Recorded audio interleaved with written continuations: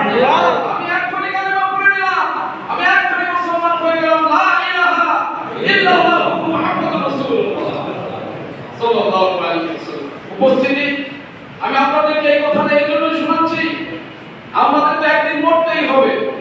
কি মরবেন না? সবাই কি মরবো?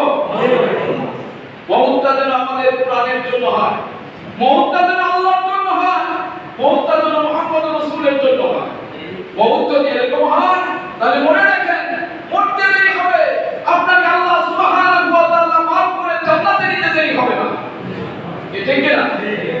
এই শহীদদের এই রূহগুলো, এই জানগুলো তাই না, মওতের সঙ্গে সঙ্গে তাদের তো ইজ্জতওয়ালা মওত দিবেই, এরপরে জান্নাতে হবে।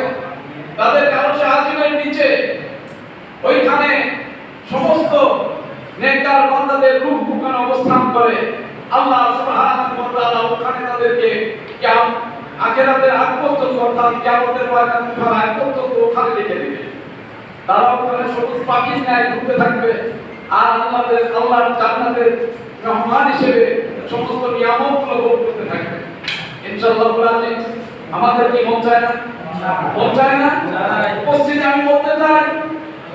আমি বলতে চাই আফগানিস্তান নয়, ইসলামী আন্দোলনের বিপক্ষে যুগে যুগে ইবলিস শক্তি সব সময়ের জন্য সস্তার হয়ে থেকেছে। থাকছে কিনা?